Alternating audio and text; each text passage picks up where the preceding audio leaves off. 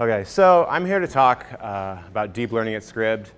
And Jonathan, great talk. He had a very clear idea on how he got here. I have no idea. So I've worked at a lot of startups. We've tried to solve data problems from the data engineering side, the data science side, the we need charts, help us make business decisions side.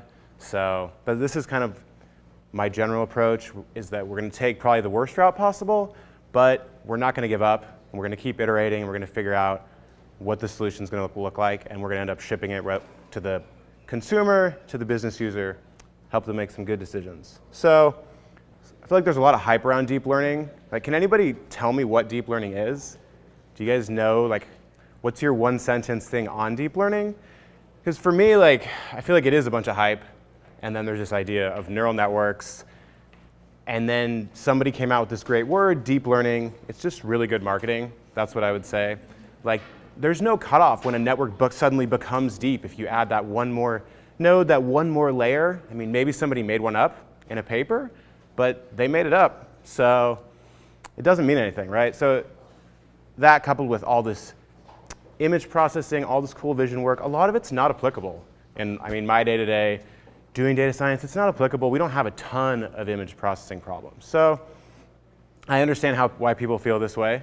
So my thing is, whenever we do this, we kind of want to like motivate the problem. And like, why should people care about deep learning? Why am I up here talking about this? Who is this talk for? I'm not going to be showing math equations, talking too much about code. It's more like we want to take this new technology and sort of figure out how we actually took it from scratch and got it into production, and we're using it to serve our better search experience for our users, which I think is, for me, that's really interesting. Ian Goodfellow, I could never get like a tech talk nearly as good as him, so I'm going to leave that up to him. And I'm going to talk about my personal experience. So this is my personal experience at Scribd on kind of going from scratch and getting deep learning into production. So like I was saying, our motivation is going to be, we don't correct spelling in our app right now. Now, Scribd is a reading subscription service, and as you can imagine, people search for titles, they search for authors. Can you imagine like how bad they are at spelling authors and titles, right? Very challenging. So right now, it's roughly, based on our best guess, 25 to 30% of the queries have at least one misspelled word in them. And today, we don't handle that, so we serve a really poor result. So our motivation is to try to fix that, right? So like I was kind of saying, does the user care? Why are we bothering on doing this kind of stuff? It's deep learning. Like I said, somebody made it up based on neural networks. It's a good marketing term, but does our user care? So for us, we're going to find out if the user cares, because we're going to find out if we can actually use it to correct spelling, at which point we'll meet that. So as we get into this, we're kind of like, we're deep learning noobs. We don't know anything about deep learning, so we got to figure out this stuff. So you guys are probably all familiar with deep learning. I mean, has anybody like put deep learning models into production? Nobody. One guy. All right, or else nobody's listening. So we got one guy. So everybody's kind of, I think, generally aware of these sorts of things. We see what Google's doing. We see autonomous vehicles. They're using a lot of these. Probably not music generation yet, but in the future. So we have this idea of this technology, these class of algorithms that are very powerful across a lot of different domains. So whenever I'm starting something new, I want to like motivate what's fun about it, what's interesting, what's going to like really get us through the like despair, because every time you do something new, there's going to be a pit of despair. So first thing that I think is interesting is style transfer, and I'll show some examples. But I think it's really cool because you can actually see the algorithm in action.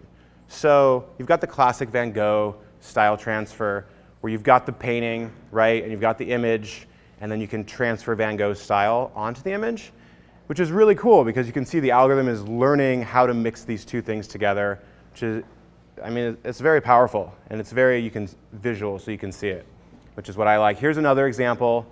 Again, you've got the original image, the reference, and you can see it's layering on. So that's really cool. It's really visual. I wanted to go ahead and apply this to like an image I had taken of myself, so we can actually get excited, get a little more visceral. So this is taken with PRISMA, which I put in uppercase. So it's a really cool app. They put their model on the app, probably do some server-side processing. You can see the original photo. And you can actually see in the foreground transfer, it's able to do boundary detection. It's not perfect. So there you can actually see like that is like the loss function, right? That is an incorrectly applied, foreground transfer boundary detection, which is really cool. Now I'm like actually understanding, okay, it's not perfect. It's these blues are very close to each other. There's a bunch of challenges. And then I mostly put Heisenberg in here for any Breaking Bad fans that we have. Love that show. And it also shows you like how flexible the algorithm is. It's not just, can't just do foreground transfer. This is really a better application of complete style transfer. It's changing the colors. It's maintaining the image more or less. So, why am I doing this, right? We want to get excited about it. It doesn't actually tell us if this is going to solve our problem. So, but we've done research. We're confident that there is a solution in here through deep learning for our problem. So back to the motivation, right? We want to fix spelling. That's why we're here. So, but isn't spelling correction a solved problem? Like I search on Google every day and they correct my spelling, But Google has so much data within seconds, minutes at the max. Everybody in every language has misspelled a word in every permutation possible, and they have click data on the successes of what works and what doesn't work, and they can take a classic probabilistic approach. And they know. And we don't have that. Scribd, we're a subscription service, so we don't have millions, tens of millions of people, on our site every single day, every single minute of every single day doing this. So we have to get, I say fancier, but we have to get more creative in how we're going to correct this. So whenever we get started on a new thing, I feel like there's just a cycle you got to go through of the learning curve, which is reading some books, watching some tutorials, actually coding, and screwing up, right? And you're just going to have to go do that. So first thing is get into the deep learning sphere, and there's so many frameworks. And I could probably make 4 slides of this, maybe a whole deck just on the frameworks. And it's like the capitalism ketchup bottle thing. Why do we have 50 bottles of ketchup? It's because they're all slightly different, which is great, but I got to pick one of those. And this is a much more important decision than my ketchup, right? I'm picking the framework that's going to help me actually implement this into production. So if you can see, if you're familiar with these, Keras, really great. It's integrating really nicely with TensorFlow. The rest of these, they all have their own sort of pluses and minuses. And then I won't go into it too much, but PyTorch has a little bit of a different way that it works on the back end, but then TensorFlow is sort of implementing that computation graph as well. So I think in the end, they're all going to converge, and there'll be a few left. So yes, any Game of Thrones fans, right? Lots of frameworks, as I was saying. So you'd think like, what are we going to do? We're a tech company. We're in San Francisco. We're going to really invest. We're going to study every framework, look at all the runtimes. We don't have time for that, right? We got to pick one. So we know Python. I know Python. Keras is a really great abstraction layer with really good documentation, so we picked it. There's not anything fancier. We didn't do a bunch of benchmarking. We had a product that we could get started with, so we picked it, right? So now we're going to use Keras, or so we think. So as I was kind of alluding to, and this is a really great graphic, whenever you start something new, right, you're super excited about it, we're super passionate, and now we're kind of like, there's a lot of frameworks. Do we make the right decision? Do we have any idea what we're doing? We're kind of going down that curve towards the pit of despair. So we're walking our way there. And as we get into our problem further, we realize that like now that we have a framework, we need to start thinking about architectures. And there's I wrote these things here, deep, wide. Somebody decided, here's the definition of deep in this graphic. So it's there. You've got CNNs, which you typically see used on image challenges, boundary detection, convolutional neural networks are really great for that. RNNs typically, because of how they have a little bit of memory in them, do really good on things like sequence-to-sequence mapping, which we'll get into later. But here's just to kind of give you a really brief overview of, what are you stepping into? And then there's always GANs, which I really like GANs. I feel like it's kind of like raising a kid or a dog in the sense of they do something that's like wrong, and so you give them a punishment, and this time it's encoded in an algorithm. And then they learn, and their behavior changes. And GANs aren't nearly as sophisticated as the human brain, but at their fundamental level, that's what they try to mimic, is this idea that you get a punishment for a bad action. If an agent takes an incorrect move on a board game, it gets a punishment. A correct move is a reward, and then it learns how to play that game. It's a very powerful sort of framework for an algorithm. So again, like I said, we've got to figure out which architecture to use. And the architectures, they're still developing. People are still creating new ones. But for what we want to do, we're going to try to use one out of the box. And so, for example, I was saying CNNs are really great for image processing. So again, we're going to do a bunch of research. We're going to figure out, which algorithm is going to work for us. And we don't want to build it from scratch. Like, we're brand new to deep learning. We're not going to be creating and publishing a paper on some new network architecture. That's the last thing we want to do. We're trying to do this, within a couple weeks, maybe a month max, from start to finish.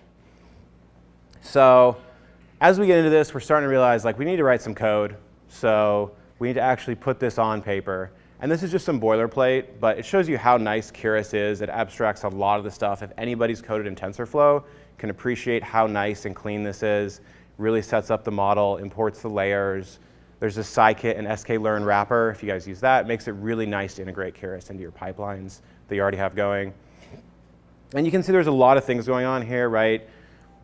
You've got your dense model layer, and you've got how many layers you want, and then your input dimensions, your activation functions, and there's all different activation functions. There's ReLU and sigmoid, and there's many more.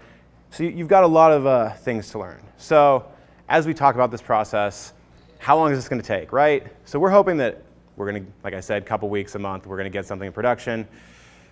We're going to find out that it's going to take a long time for these models to train on our data. And a week is not uncommon for it to actually reach its sort of peak or minimum.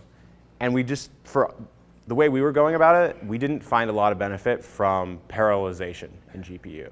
So other people that are better, smarter, totally, you see the benchmarks all the time. But for us, what we did off the shelf didn't benefit from more GPU. So it's still an open question for us. So like I was saying, now we got to learn about all those hyperparameters because we're going to have to set them. We're going to have to know what dropout rates are and all that kind of stuff. So we've got all these activation units. We've got our dropout rates, batch sizes, optimization functions, and we're going to have some idea of what they are. And yes, there is ReLU, PReLU, and then there's not actually the last one. But it's just a lot of things to come up on. And then once you start to get into them, though, it's not that different if you've done data science, right? ReLU, it's basically a linear function. Here you can see the difference between a sigmoid ReLU and then a leaky ReLU is supposed to learn the parameter, right? So it's not as linear, but it is still linear, but it's not as fixed. You're not picking the rate. So this gives you an idea. Then this is one part of one line of code, right, that I posted. So now we got to find our algorithm, and I was alluding to this earlier. We're going to go ahead and we're going to find out that sequence-to-sequence mapping is going to work for us because we need to map a sequence to another sequence. Candy to candy, hello to hola. Neural machine translation, it's a sequence-to-sequence problem. You're moving from one language to another, from English to Spanish. So that's what we want to do, right? Now we're in the ballpark. So talking about RNNs, network architectures, give you a little visualization. I think this just really nicely represents LSTM cells. And it kind of shows you how the mapping is working. So yeah, in kind of a visual way. I'm going to kind of move past this pretty quick. So we got a framework. We have an algorithm. Now we need to get this. Let's do it, right? We're gonna use Google. We're naive. We're going to find a blog post. Somebody's going to claim 90% accuracy. We're going to try to go implement it. It works. The code runs. We're super excited. Everybody's happy. The talk's over. We can go home early. No, it's not quite how it's going to work. I mean, I should have probably expected this, but I can always be cautiously optimistic that implementing code off the internet from somebody's blog is going to work. Sounds ridiculous as I say it in front of everybody, but we kind of have this saying on the team that life is pain. In the data science realm, it's kind of like something is always going wrong, right? The data's not there, or it's dirty, or your model's breaking at 2 in the morning, like Jonathan's saying. Something is always broken at some point, and you're just like, you don't know where. So you just get used to this. And then this is kind of like my general complaint on the internet. It's just, we've tried this, and I've tried this, blogs, and people write great data science blogs, and they sound really good. If you try to implement that code, and even from large companies, so this is not like just your small random guy, the code will not work. Like almost guaranteed, I will bet you, any blog, anybody wants to bet me money, I'll take that bet, Yeah, in Bitcoin. There we go. Thank you. See, one person listened. Okay. Yes.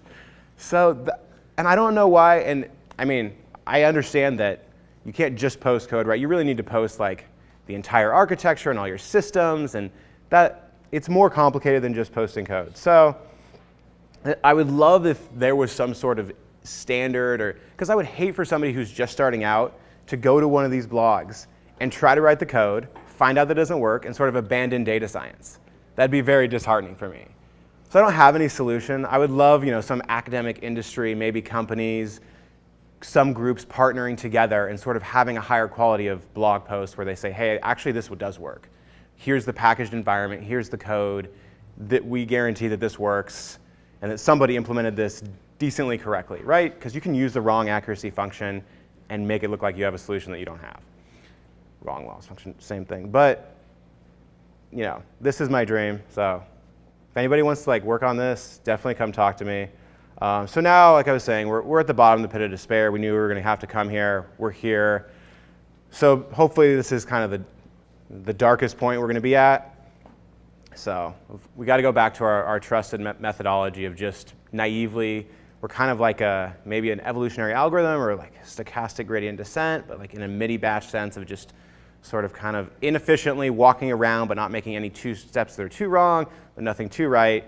So we do some more research, we get smarter, OpenNMT, now it's implemented in TensorFlow. When we did this, it was not. So we ended up going with this. We built it out. We were able to make an open source contribution, which was really great. Somebody actually suggested what we contributed before, and then it sat there, and somebody said, oh, I can get to this in like a year. And we're like, well, it's an hour of work, so why can't we just do it, right? This is how I feel like most open source projects go, is that people do them, hours of work happen over years. So our main contribution was to push it forward and be like, oh, we rewrote the code. And somebody's like, okay, well, now I can add this other thing. It's like, okay, great, now it's in the library. It's some more metrics for evaluating your model while you're running it, which is really key. You always want to know how the network is performing when you're running a neural network. So success, right? Everything's good. Just really quick, talk about this before, what does success look like? I'm going to have to show you guys like a curve because we're data scientists. So when you're correcting spelling, you think in terms of edit distance.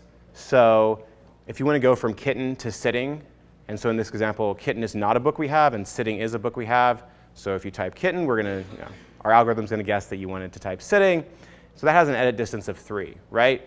So it's going to have to substitute, the K, take that to an S, the E to an I, and then add the G, right? And then we can return a good result. And we knew that, based on our data, we knew that you wanted to type in sitting.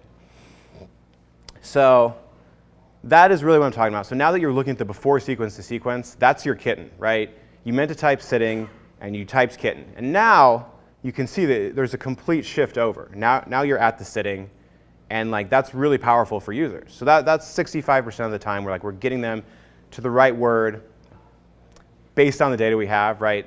We believe that people are now, we've moved their kind of thing over. And 0 would be like if it's 100%, it lines up. We have a book called, we'll stay with this, The Sitting, and you typed the sitting, then there wouldn't be anything wrong with it. It'd have an edit distance of 0. But if you typed the kitten instead of the sitting, you're on the left. Well, you're on my right. So you're on the right-hand side. So that's really what we're doing. We kind of compress this over. So here's some code. We're going to have a blog that's going to be launching next year, which I'm super excited about. It's going to share all this. The slides are going to go out so you can see kind of how we iterated through this problem. This was actually not our final solution, but it'll just give you a sense of what happened along the way. So now that we have this, we're going to go into production, right? Well, we sort of did everything in an ad hoc, inefficient, cross the bridge when you get their way, which is pretty much how we operate. So what that means is that we developed everything internally and we developed everything internally, but not in a production-ready way. So we don't actually use AWS in our analytics production infrastructure. We have a whole soft layer, if anybody's heard of them. That's what we use. So we use different technologies, right? And we can't use OpenNMT. They don't want to support Python. They don't want to support Lua. It makes sense. I get it. What we need is something that can be consumed by Go, which means we're going to need to use TensorFlow. So TensorFlow, and then when I made this, was very much a collection of code that is just painful to use. But now it's improving. Keras is getting integrated as like a first-class API in there, and there used to be a lot of things that were in TensorFlow weren't implemented in Keras, and they're closing that coverage.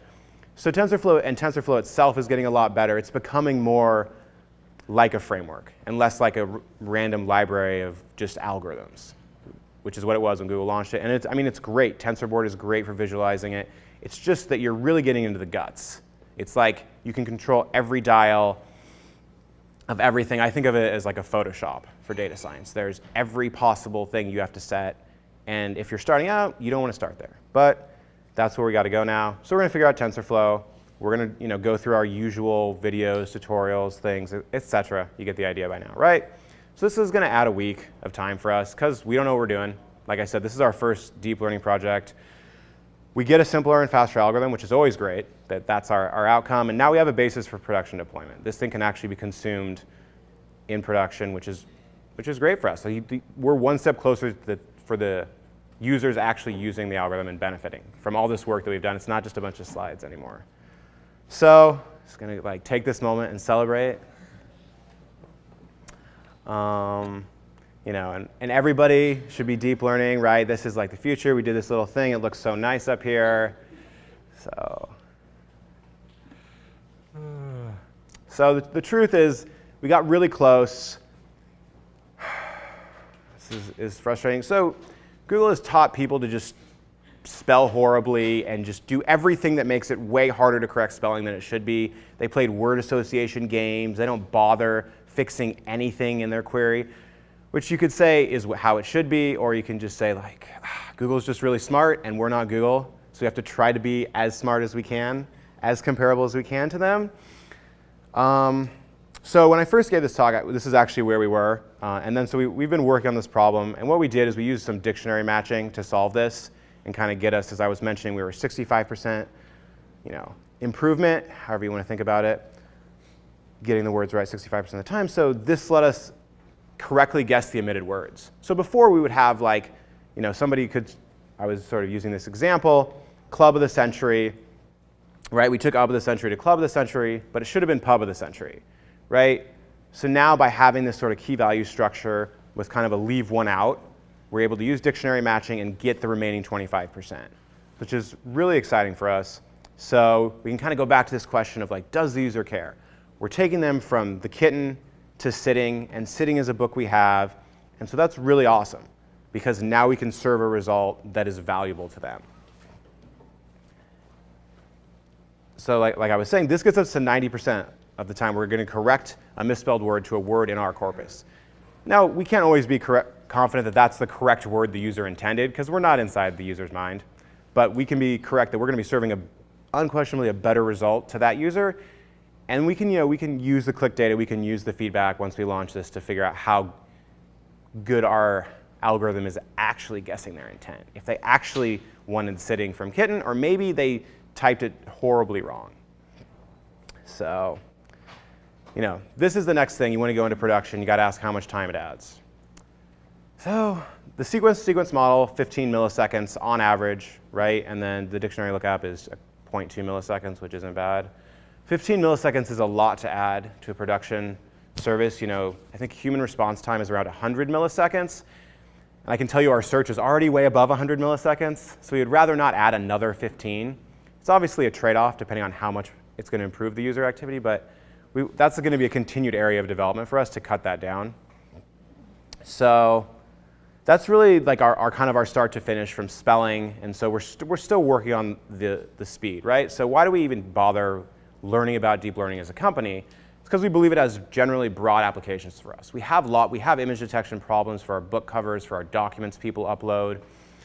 And we have sequence-to-sequence mapping problems for languages and language detection. And one area that we've been able to apply this to, and it just kind of came up on a whim, we were saying, hey, we're tackling this spelling thing and it's really hard. And one of the back-end engineers was like, what would help us is if you could tell user intent a little bit better. If you could tell me when somebody searches for John Grisham that he's an author. And so our first attempt was that we tried to take that and do it at the query level, and that doesn't work. Second attempt was to do it at the word level in the query and actually take John Grisham Pelican Brief into author, title. And so based on everything we that's a spelling example. Maybe we spent a month, 6 weeks on that. In a matter of a couple weeks, we're able to go kind of from start to scratch on this query parsing. And then a couple of months, we actually took this, put it in production, and so we're running an A/B test now on this query parsing. And I've seen the results, and for me, qualitatively, it's 100% better. It serves better results. It captures user intent. And it's a really powerful basis for us to understand user intent in terms of giving us the flexibility for the things that we can serve to our users.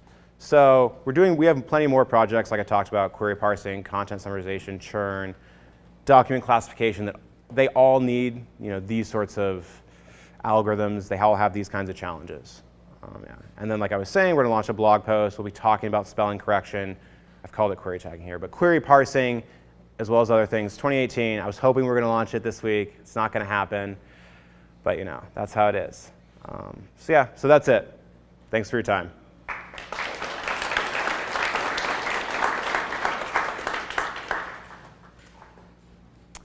All right. No question. There is a question.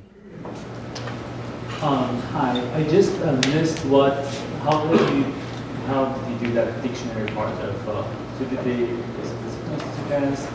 You just go back to the slide and just tell me what was the dictionary in the data? Like I just missed that. Right. So the question was, after we did the sequence-to-sequence mapping, which got us 65%, how do we get to 90% using the dictionary lookup? So we were guessing the wrong word. So what we did, because it was just trying to correct the word based on a sequence-to-sequence map, so we did a secondary lookup, right? So you've kind of gone from ub of the century to club of the century, but it should be pub of the century. And so now we can say if club of the century is actually not a book in our corpus, here's kind of a leave one out key value structure where we can compare all of these possible words you would have corrected it to the right word, and then we'll only pick something in the corpus, right? And we can get more sophisticated with that if it's iffy by popularity, but that's basically how it works. So there's a bunch of key values. It's basically just looking at all of those, and each one leaves one of the words out of the dictionary. And how did you make that dictionary? Using our corpus of of our titles, of our content. One more question. Okay, yes. Good question with this. First of all, do you by chance will publish the video result of your code in GitHub anytime soon or not really? And the second question is, have you ever run into the problem that the code that published on GitHub works, but they don't publish the data? Okay, so the first question is, are we going to publish our working code on GitHub? And we will publish some of the code when we launch our blog. Specifically, we'll be publishing the architecture and that sort of thing. And then the answer to your second question is, have you seen a GitHub algorithm where somebody doesn't share their data? Absolutely. And then you can't reproduce what they did. So even though it technically works, it doesn't really work. All right. Is that it? I think we're at time. All right, thank you.